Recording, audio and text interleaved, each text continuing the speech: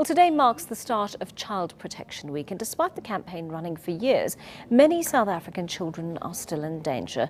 Joining us now is Director of Childline Gauteng, Lynne Cawwod. Lynne, thank you very much for coming in to talk to us. Lovely to be here. Thank you so much. Lynne, 100 cases of child abuse reported to you every week. I mean, are we actually making a dent in the childhood trauma out there? You know, the campaign has been going since 1997.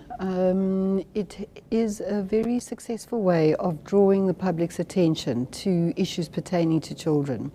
So, you know, we're all responsible for children in terms of, you know, bringing them to this earth and making sure that we can look after them until they mature and able to take care of themselves. So there is you know, a lot of merit in the campaign in terms of appealing to South Africans who've generally kept children at the centre of their communities and their families and have cared for children quite honourably.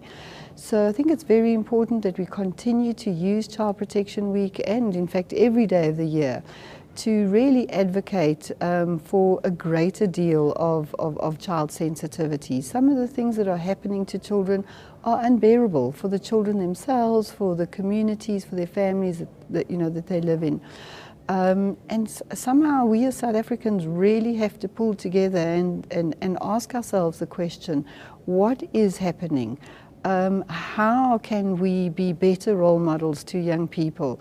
How can we assist them to grow up to be the best that they can be, and to ensure that that they reach their potential and can really be a blessing to our communities and to our country as a whole. Lynne, I'm wondering now, when we look at this campaign and other interventions that the authorities and that activists like yourself have made, why are we seeing the picture darkening in a way? Why are we seeing the scale of child abuse growing, or is that merely a perception? Well, you know, the reported incidents seem to indicate that the number of abuses are coming down. If you look at the police statistics, but you know, we know that that's a very unscientific measure, because there are a lot of cases that are not reported and not effectively reported. So it is of grave concern that despite, you know, we being in 2013, that many of the social issues that we were hoping that would be addressed post 1994 still continue to plague us. So certainly poverty is a major issue, and young, you know, I think it's 50% of children not having food security. Abuse issues are still beyond our understanding in this day and age, where we've had a long time to reflect on what human rights mean and what children's rights mean, and to encourage us all to live according to the Constitution and the Bill of Rights in terms of the right to dignity, equality and life. Lynne, if I may come in here, what are the major obstacles? I mean, you've spoken about poverty. Do you have the budget that is required to make the necessary interventions?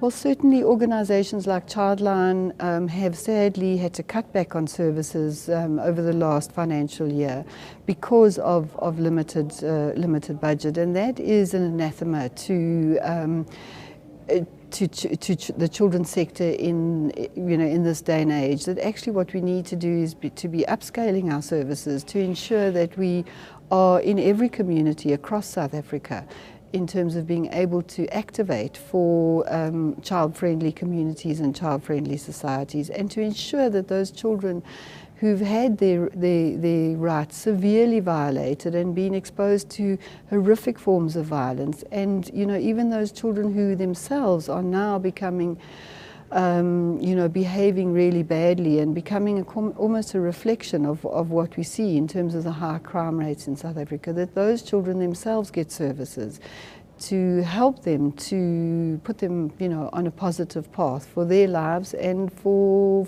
us all. Lynne, you take about 600,000 calls a year. I mean, I understand some of those calls are made by adults, but a large percentage of those do come from children.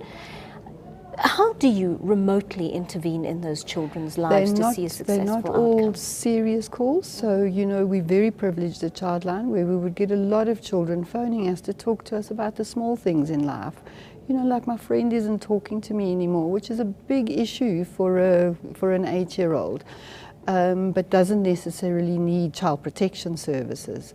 So, probably in Gauteng, on average, about 1,000 calls a month are calls where we need to facilitate child protection services. And, that's where we really call on our partners from the child protection FCS units, from the Department of Social Development, Child Welfare, and various other NGOs that have the authority to go into the home, investigate the child's circumstances, do a risk assessment, and to make the appropriate call in terms of how do we best support this child and ensure their safety. So there's, a lot of issues that young people are facing: the HIV/AIDS pandemic, the high poverty levels, high crime rate levels, exposure to violence, exposure to domestic violence is a horrific reality for many, many, many of our children, and has a very negative psychological trajectory for children that are exposed to high levels of violence in the home. So really, I think the Childline appeal is to appeal to every single adult to really reflect during this week as to how can I make my home, my family, my community a child-friendly space, and how can we help South Africans, young people who are generally very positive, incredibly resilient, have enormous strengths, have wonderful skills and a sense of aliveness, which is really magical to be around. How can we make our society safe for them? Because in making it safe for them, we'll be making it safe for all of us. And that's something that I think we can all subscribe to. Okay, but thanks very much for talking to us this afternoon. News that moves. eNCA.com.